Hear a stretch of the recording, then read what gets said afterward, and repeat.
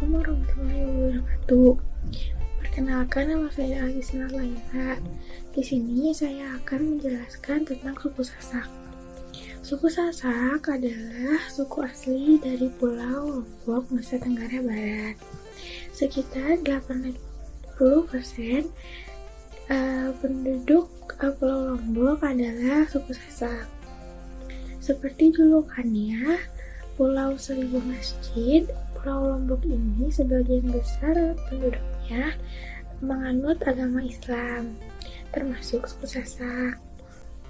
Untuk bahasa yang digunakan, suku Sasak menggunakan bahasa Sasak. Bahasa ini mempunyai gradasi bahasa Bali dengan bahasa Jawa. Bahasa Sasak juga serumpun dengan bahasa Sumbawa. Bahasa Sasak memiliki dialek yang berbeda-beda menurut wilayahnya. Karena itu, bahasa Sasak biasanya dibagi menjadi 5 dialek. Yang pertama, Kutok Kute, itu dialek di bagian utara. Yang kedua, Ngetong Ngete dari bagian timur laut. Yang ketiga, Menomene dari bagian tengah. Yang keempat, Ngenong Ngene dari bagian timur tengah dan bagian barat. Dan yang terakhir adalah Meriak Meriku dari bagian selatan tengah. Sistem teknologi suku Sasak. Yang pertama adalah rumah adat. Menurut Kitab Negara Kertagama karangan Empu Prapanca dari Majapahit, suku Sasak disebut Lombok Mirah Saksak Adi, yang diartikan suku Sasak telah mempunyai sistem budaya yang mapan serta mampu menjaga dan melestarikan tradisinya. Salah satu buktinya adalah rumah adat. Atap rumah Sasak terbuat dari jerami dan berdinding anyaman bambu. Lantainya dibuat dari tanah liat yang dicampur kotoran kerbau dan abu jerami. Bahan yang digunakan untuk membuat rumah adat ini didapatkan dari lingkungan sekitar mereka.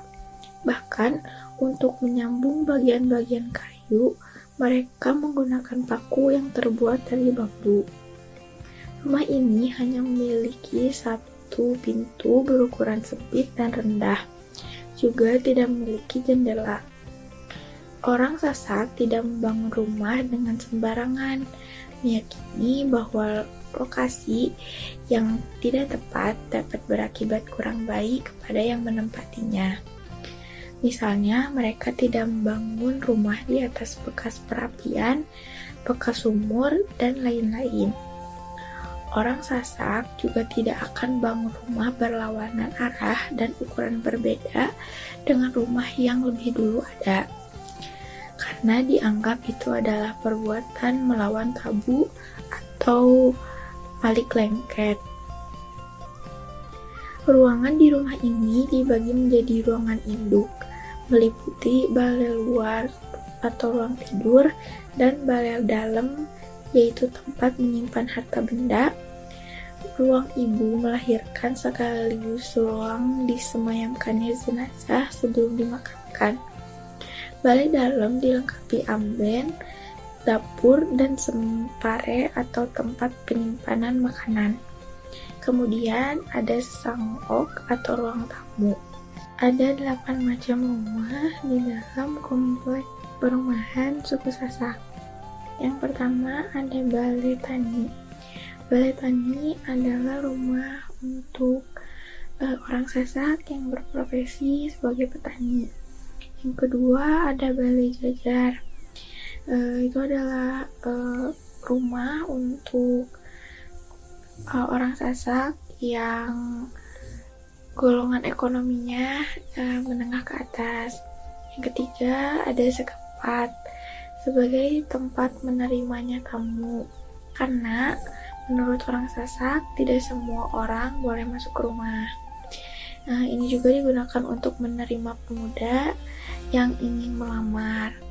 Yang keempat ada sekenam, berfungsi sebagai tempat kegiatan belajar mengajar tata krama dan tempat pertemuan internal keluarga.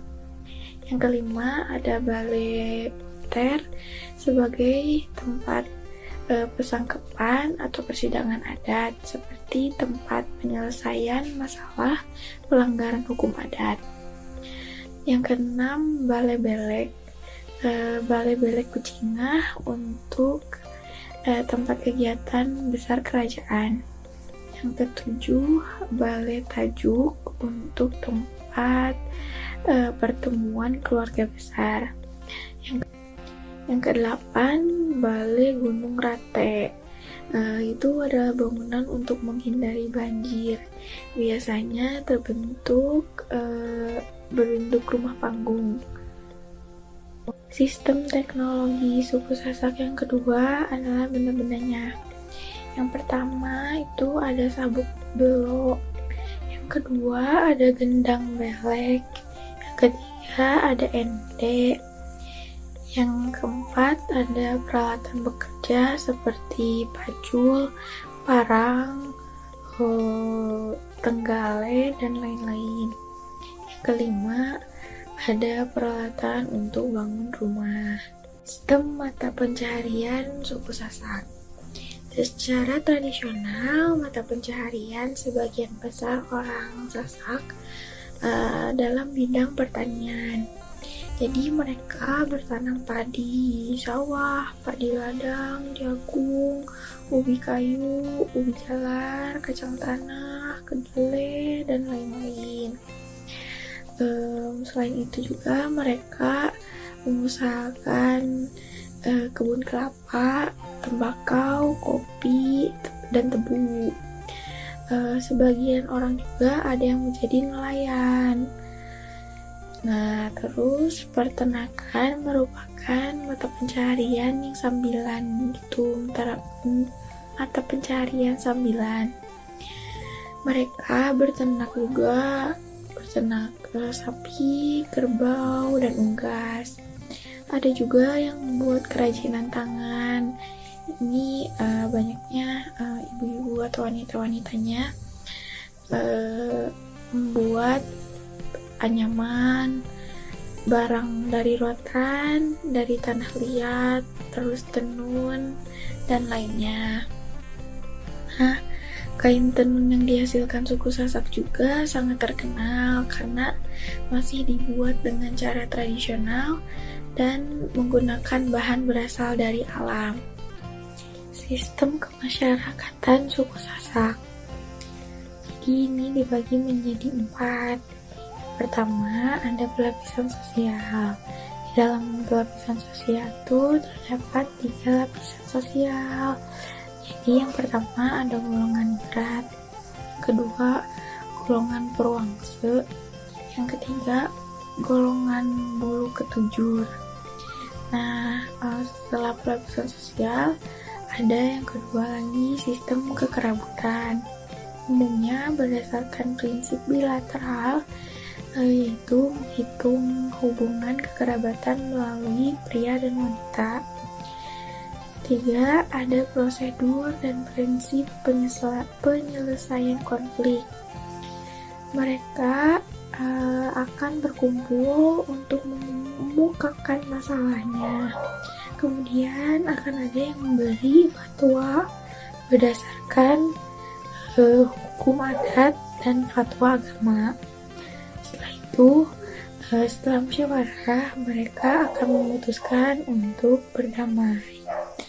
Nah, yang keempat, yang terakhir ada prosedur dan tata cara perkawinan suku Sasak.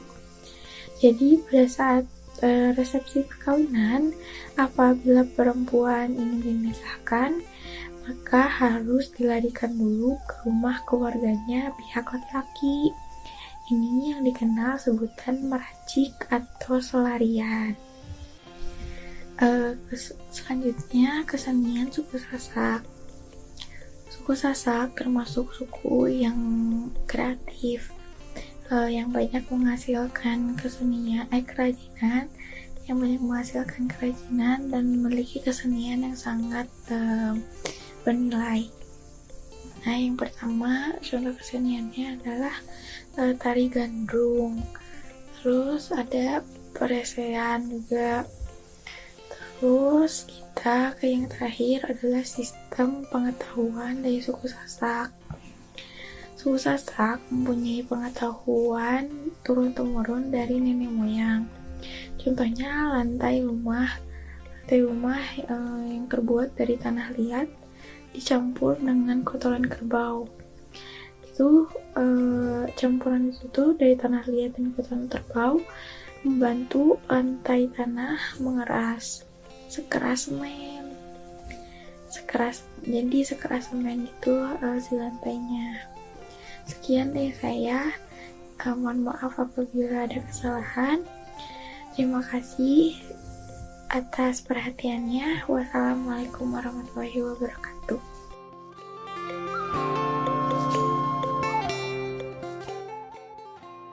Suku Osing. Suku Osing adalah suku yang menempati beberapa kecamatan di Kabupaten Banyuwangi bagian tengah dan bagian utara. Suku Osing diawali pada masa keruntuhan Majapahit sekitar tahun 1478 Masehi. Setelah kejatuhannya, orang-orang Majapahit mengungsi ke beberapa tempat, yaitu lereng Gunung Bromo yang akan menjadi suku Tengger, Belambangan yang akan menjadi suku Osing, dan Bali. Kebudayaan masyarakat Osing mempunyai perbedaan yang cukup signifikan dibandingkan dengan suku Jawa dan Bali dari tariannya hingga bangunannya. 7 unsur budaya suku Osing. Bahasa. Bahasa asli suku Osing merupakan turunan langsung dari bahasa Jawa kuno, namun dialek bahasa Osing berbeda dengan bahasa Jawa. Sistem pengetahuan. Dilihat dari pendidikan formal, sebagian besar komunitas Osing memiliki tingkat pendidikannya rendah. Mayoritasnya memiliki pengetahuan tentang alam sekitar, yaitu dongeng, legenda, dan mitos, pengetahuan tentang flora, makanan khas, dan obat-obatan. Sistem kemasyarakatan atau organisasi sosial. Suku Osing tidak mengenal kasta seperti suku Bali. Pola kekerabatan di masyarakat suku Osing adalah bilateral yang lebih mengarah pada patrilineal. Sistem lembaga masyarakat suku Osing antara lain kepala desa, sekretaris desa, LMD, Kaur Pemerintahan, Kaur Kesra, Kaur Pembangunan, dan Kaur Keuangan. Sistem peralatan hidup dan teknologi. Mereka sudah mengenal peralatan dari besi untuk pertanian dan pertukangan, aluminium dan plastik untuk peralatan rumah tangga dan dapur, dan alat perlindungan seperti perlengkapan berlindung dari jenis dan bentuk rumah, ada tikel balung, barisan, serocokan. Bagian dan fungsi ruangan rumah ada amperan, balai atau jerungan, dan pawon. Perlengkapan alat mata pencarian ada teter, singkal, patuk sangkan, boding atau parang, dan kilung. Ada pula alat perlengkapan rumah tangga, alat perlengkapan dalam ritual keagamaan, alat transportasi yaitu mobil dan motor, dan senjata yaitu pedang, keris, cundrik, tolop, dan tolop sengkok. Sistem mata pencaharian hidup. Profesi utama suku Osing adalah mayoritas petani dengan minoritas pegawai negeri, pedagang, peternak, dan nelayan.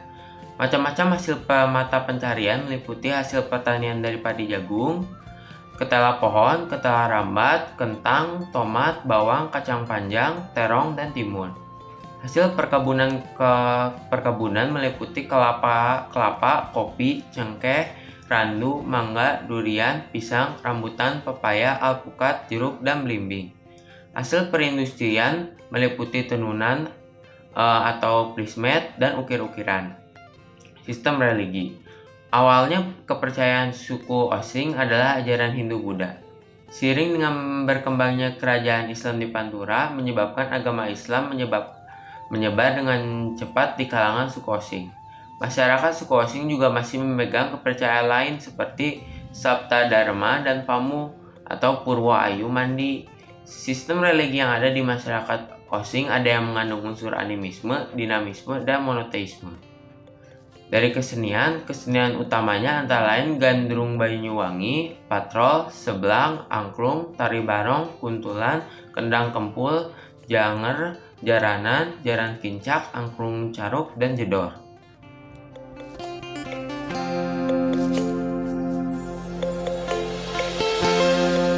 Etnis Melayu. Bahasa yang digunakan oleh masyarakat Melayu Riau adalah bahasa resmi, yaitu bahasa Indonesia, atau masyarakat Riau pun menggunakan bahasa Melayu. Sistem teknologi. Sejak zaman Bihari, masyarakat Melayu Riau sudah memiliki bermacam cara untuk memenuhi kebutuhan hidup. Artinya sejak masa lampau, masyarakat Melayu Riau telah menguasai teknologi. Hal ini menunjukkan bahwa orang Melayu relatif kreatif dan peka dalam memfungsikan lingkungan dan sumber daya alam di sekitarnya. Teknologi ini diklasifikasikan menjadi teknologi pertanian, teknologi perikanan, teknologi pernikahan, teknologi perkapalan, teknologi pertambangan, dan pengolahan bahan makanan. Orang Melayu juga tidak tertutup terhadap perubahan teknologi yang menguntungkan dan menyelamatkan mereka. Sistem mata pencaharian. Masyarakat Melayu Riau yang hidup di desa mayoritasnya menjalankan aktivitas sebagai pertanian dan menangkap ikan. Pertanian seperti apa sih? Kayak seperti mengusahakan tanaman padi, karet, kelapa sawit, kelapa, dan tanaman campuran atau mixed farming. Sedangkan orang Melayu yang tinggal di kota, kebanyakannya bekerja dalam sektor dinas, sebagai pekerja di sektor perindustrian, perdagangan, pengangkutan, dan sebagainya. Organisasi sosial masyarakat Melayu.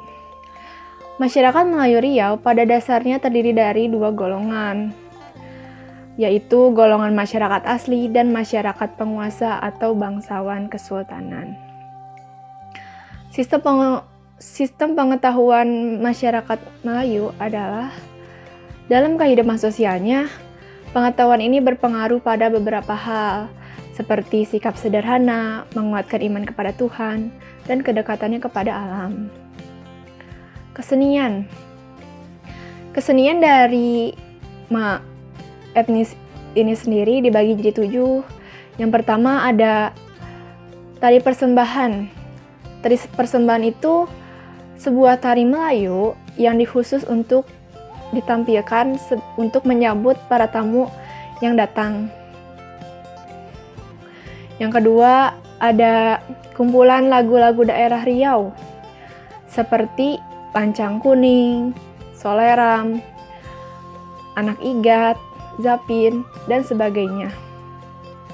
Yang ketiga ada Gambus Melayu Riau. Gambus Melayu Riau itu salah satu jenis instrumental musik tradisional yang terdapat hampir di seluruh kawasan Melayu. Selanjutnya ada kerajinan dari kota Pekanbaru, seperti perabotan yang terbuat dari rotan dan lekar. Kemudian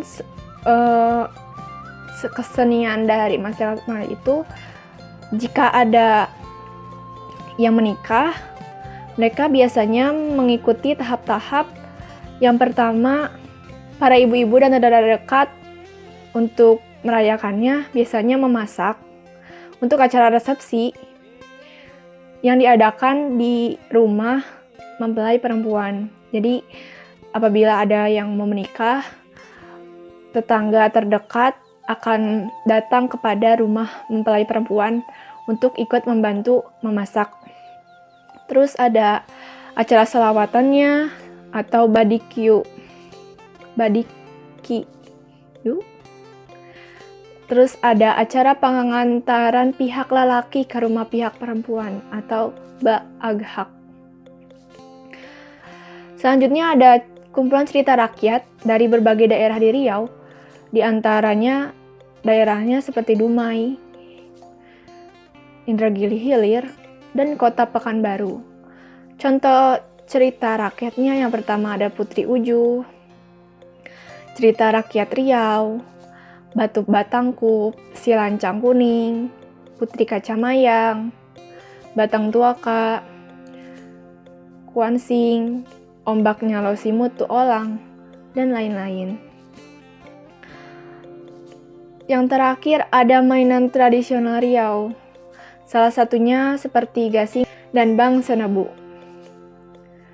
Sistem kepercayaan dan religi. Penduduk daerah Riau umumnya pemeluk agama Islam yang taat. Seperti kebanyakan mayoritas Indonesia, Melayu Riau juga memeluk agama Islam yang taat.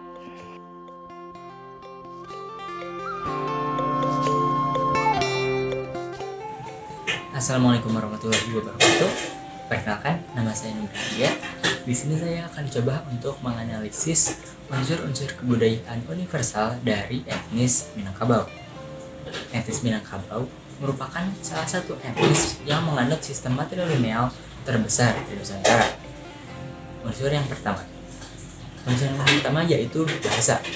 Bahasa dari suku etnis Minangkabau ini memiliki bahasa sendiri, yaitu bahasa Minangkabau atau disebut sebagai bahasa Minang, yang termasuk ke dalam rumpun bahasa Melayu dalam keluarga bahasa Austronesia. Bahasa ini memiliki banyak sekali dialek. Nah, tapi dari literatur yang saya temukan tercatat bahwa ada 13 dialek bahasa Minang. Nah, yaitu diantaranya 5 dialek terdapat di Provinsi Sumatera Barat, 3 terdapat di Riau, dan 5 lagi terdapat di daerah Aceh. Jumlah penutur dari bahasa Minang ini berdasarkan sensus bahasa tahun 2007 terdapat sebanyak 5,5 juta jiwa. Selanjutnya, unsur yang kedua yaitu sistem pengetahuan. Dalam etnis Minangkabau dikenal suatu kebudayaan di mana anak laki-laki berusia mulai 7 tahun meninggalkan rumah dan tinggal di surau untuk diajarkan ilmu agama serta adat Minangkabau. Saat mereka berusia remaja, mereka digalakkan untuk pergi ke luar perkampungan mereka alias merantau. Nah, dengan tujuan menimba ilmu dan mencari pengalaman. Sebagai suku perantau, masyarakat etnis Minangkabau ini dibentuk untuk memiliki pengetahuan tentang kewirausahaan serta teknik berkomunikasi yang baik agar mereka dapat bertahan hidup di perantauannya. Selain itu, sistem pengetahuan di masyarakat Minangkabau ini juga cenderung berdasarkan pada agama Islam. Nah, contoh hasil dari sistem pengetahuan etnis Minangkabau ini, misalnya sebut saja Muhammad Hatta sebagai salah satu proklamator Indonesia. Kemudian ada juga Tuanku Imam Bonjol, kemudian Haji Agus Salim sebagai pejuang nasional. Ada juga Buya Hamka sebagai cendekiawan Muslim. Atau misalkan Dr. Emil Salim yang merupakan ahli ekonomi asal Indonesia. Dan masih banyak hasil-hasil dari sistem pengetahuan Minangkabau ini. Selanjutnya yang ketiga yaitu sistem kekerabatan. Seperti telah disebutkan di awal, masyarakat etnis Minangkabau merupakan penganut sistem matrilineal, yang berarti garis keturunannya itu diambil atau diperhitungkan berdasarkan ibu, yang mereka sebut sebagai samande atau seibu, sedangkan keluarga dari ayah mereka disebut sebagai sumando atau ipar, dan ayah mereka diperlakukan sebagai tamu dalam keluarga. Nah, kelompok kekerabatan dan kemasyarakatan di Minangkabau ini tersusun atas suku. Suku dalam tatanan masyarakat Minangkabau merupakan basis organisasi sosial dan terbagi-bagi ke dalam cabang keluarga yang lebih kecil yang disebut sebagai payuang. Kemudian selanjutnya, unit terkecil setelah payuang disebut sebagai paruit yang biasanya tinggal dalam satu rumah gadang. Nah, kemudian suku-suku yang tadi bergabung dan membentuk sebuah nagari yang dipimpin oleh seorang penghulu yang bergelar Datuak. Yang keempat yaitu sistem mata pencaharian. Bagi masyarakat Minang yang tinggal di daerah kampung halamannya, umumnya memiliki mata pencaharian yang menyesuaikan dengan kondisi geografis di sana. Sebagian besar di antaranya berprofesi sebagai petani, dan sebagian yang lainnya bekerja dalam bidang pertambangan atau menjadi nelayan. Sedangkan untuk masyarakat Minang yang berada di perantauan umumnya memilih mata pencaharian dalam bidang kewirausahaan atau perniagaan dan komunikasi. Namun, kini seiring berjalannya waktu, profesi seluruh masyarakat Minang berkembang dan meluas ke berbagai bidang, misalnya saja dalam bidang pendidikan, politik, ekonomi, perbankan, media massa atau jurnalistik, dan sebagainya. Yang kelima yaitu sistem teknologi. Terdapat cukup banyak sistem teknologi pada masyarakat Minang, mengingat cukup banyaknya sistem pengetahuan dan mata pencaharian masyarakatnya, serta berbagai kegiatan adat yang memerlukan properti. Nah, dari sekian banyak sistem teknologi tersebut, dapat diambil beberapa dan dikelompokkan menjadi secara sederhana menjadi beberapa bidang. Yang pertama yaitu dalam bidang pertanian atau untuk bertani. Masyarakat tradisional Minangkabau telah memiliki beberapa alat, yaitu yang pertama disebut sabit, yang berfungsi untuk memotong padi. Yang kedua yaitu niru, semacam alat untuk mengeringkan padi. Yang ketiga yaitu rangkiang, yang masih merupakan bagian dari rumah gadang yang berfungsi untuk menyimpan padi. Selanjutnya ada turong, yang merupakan topi atau penutup kepala bagi para petani. Nah, selanjutnya itu di bidang nelayan atau untuk berburu ikan. Masyarakat tradisional Minangkabau telah memiliki jaring, tombak, dan anak panah. Selanjutnya, untuk senjata, masyarakat Minang telah memiliki beberapa senjata tradisional yang cukup terkenal. Di antaranya yang pertama yaitu karambiak atau kita kenal sebagai karambit. Yang kedua yaitu karih atau mungkin di masyarakat Jawa mengenalnya sebagai keris. Selanjutnya ada juga kalewang dan juga rudui yang berbentuk seperti golok keduanya. Selanjutnya yang terakhir terdapat juga yang namanya adalah piarik. Nah, piarik ini merupakan tombak dengan 3 mata pisau di depannya. Selanjutnya terdapat juga sumpit khas Sumatera Barat yang bentuknya mirip seperti sumpit asal Dayak yang berfungsi untuk menembakkan sejenis anak panah. Yang keenam yaitu sistem religi. Hampir seluruh masyarakat Minangkabau menganut agama Islam. Namun meski demikian, sebenarnya terdapat pula sedikit kepercayaan tentang hal-hal atau kekuatan gaib. Nah, agama Islam ini telah sangat terintegrasi atau sangat melekat pada kebudayaan Minangkabau, di mana sehingga jika seseorang keluar dari Islam, maka dianggap pula keluar dari adat Minang. Namun di sisi lain, sebenarnya sistem matrilineal yang dianut oleh suku Minangkabau ini agak bertentangan dengan sistem patrilinear yang cenderung diterapkan oleh agama Islam. Selanjutnya unsur yang ketujuh yaitu kesenian. Sebagai salah satu suku yang cukup besar di Nusantara, masyarakat dari etnis Minangkabau memiliki beberapa kesenian. Di antaranya yang pertama yaitu randai, yang merupakan gabungan dari seni drama dan tarinya Sumatera Barat. Kemudian ada juga talempong, yang merupakan alat musik asal Sumatera Barat. Kemudian terdapat juga tari payung dan tari indang, serta ada juga pencaksilat. Nah, selain itu terdapat juga beberapa upacara adat atau kebudayaan adat asal Minangkabau yang hingga kini masih dilaksanakan. Di antaranya ada turun mandi yang semacam pemberkatan untuk bayi, acara pemberkatan untuk bayi. Ada juga sunatan untuk anak laki-laki. Kemudian ada juga yang namanya baralek atau sebutan bagi upacara pernikahan dalam masyarakat Minangkabau. Terdapat juga tabuik serta berbagai upacara adat lainnya. Selanjutnya, di bidang kerajinan yang sebenarnya masih merupakan hasil dari teknologi masyarakat Minangkabau, yang pertama terdapat kain songket, terdapat juga ukiran kayu, hingga terdapat berbagai macam perhiasan yang berasal dari emas dan perak. Sekian dari saya, terima kasih. Wassalamualaikum warahmatullahi wabarakatuh.